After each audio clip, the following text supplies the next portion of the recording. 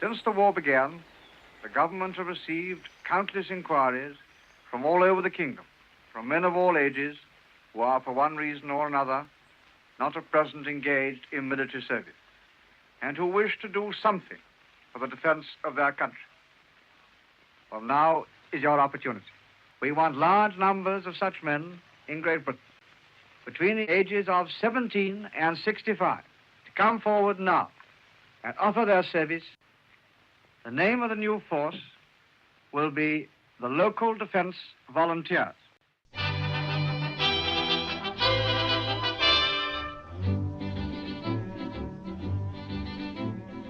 What is the site? Okay, here we are in the middle of Hinton Charterhouse near Bath.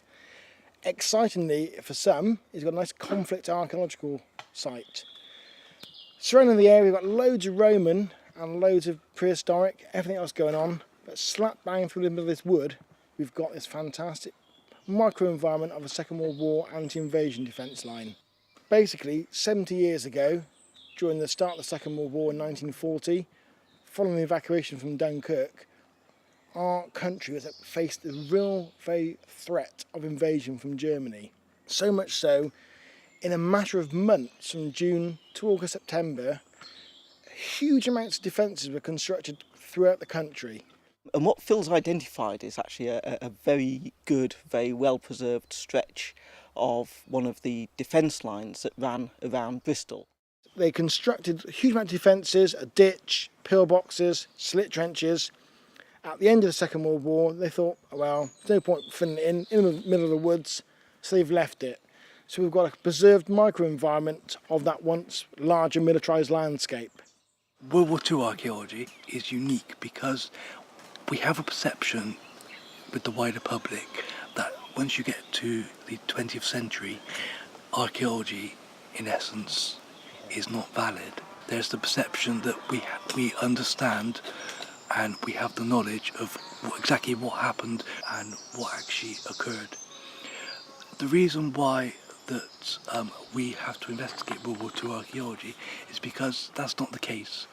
What we understand from the historical record and what in reality actually occurred is completely different in some respects.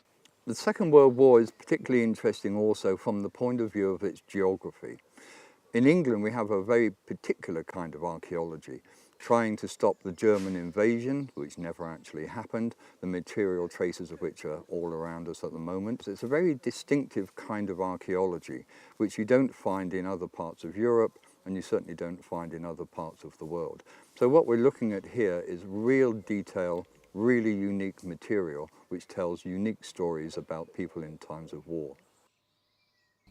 We're basically excavating a series of trenches to look at the anti-tank defences, look at the pillboxes, look at a series of slit trenches, and also looking for any material traces that might be related to soldiers actually occupying the pillbox.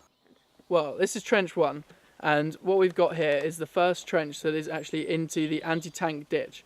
And what we're trying to find out is the original profile of the trench, because obviously after silting it all covers up and sort of erodes down into a slope, and we don't know exactly how they dug it.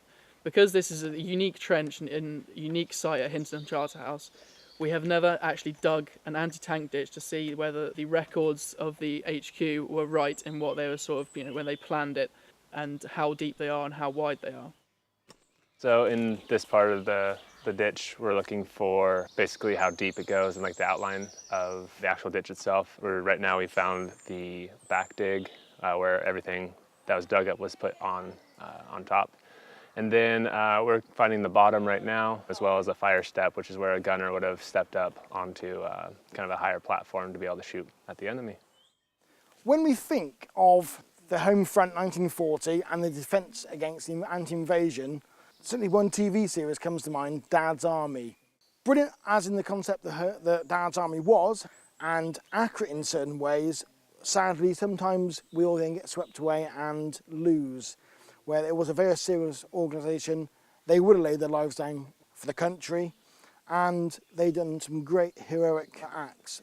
As we're seeing here in this landscape, certainly in June 1940, at the birth of the Home Guard, very much the country was being heavily fortified Even more so when you think about how their call to arms, over 500,000 chaps called up and signed up in a matter of months and a matter of days, was the fact that they were able to release regular soldiers then to go to other frontiers or other areas of theatre.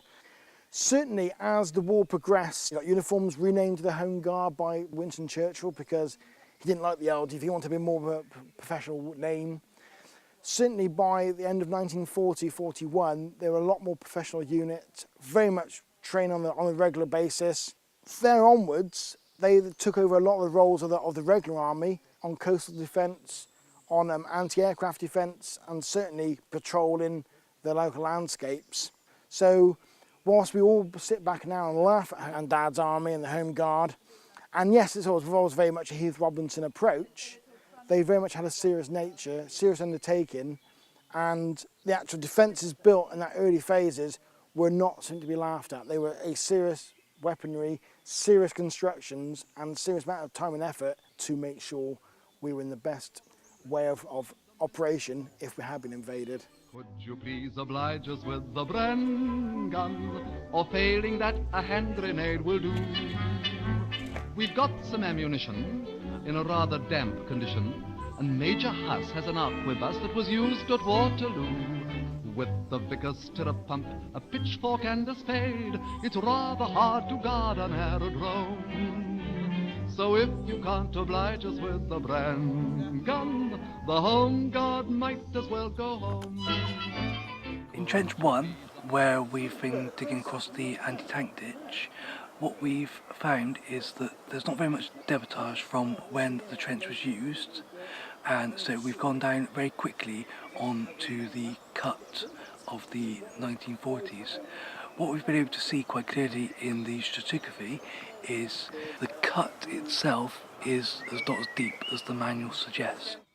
It was actually dug to half that depth with the spoil, the deposit, remade into a bank to then give it to the true depth. In Trench 3, where we have what is a standard slit trench, we also then have a fire step. What we have in the manuals, again, is a fire step is almost a cut into the bank, and so it's quite well defined that you have a step. What we actually have is a cut where it sort of smooths off slightly, whereas you can then lean on top of it and then fire back to cover towards the anti-tank ditch. They didn't expect to find any kind of fire ditch or fire step like that. They just expected a straight ditch because it was done extremely fast in like 2 months. But it shows that they actually took a little bit more time and thought into doing these ditches and deviated from what the field manual would have essentially said was standard for a ditch like this. So again, using just the written record, it would have been a stereotypical trench going away through, no adaptation done. We've now found, using the archaeology, that these trenches were adapted. And this, in my mind, is why doing recent archaeology, certainly the contemporary past, 20th century conflict archaeology, though it's all documented, actually what was done in the field to what the manual says, they've obviously used it to adapt to the landscape. So this is why archaeology, in my mind, is important, because we can almost disprove the written record. What we're talking about with the archaeology of the Second World War is part of a broader remit of looking at 20th century conflict, because there's all kinds of stories locked away in woods, locked away in objects and museums that tell us the secret story of the Second World War, the everyday experiences of everyday people. It's a kind of archaeology of the modern world in times of conflict. The extremes of human behaviour, what we're dealing with, and the material traces. And this is why the Second World War is so key to our understanding of where we are today.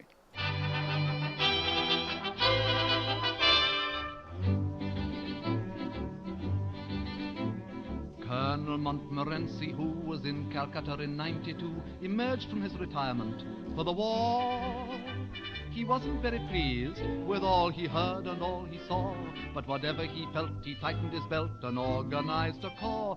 Poor Colonel Montmorency thought, considering all the wars he'd fought, the Home Guard was his job to do or die.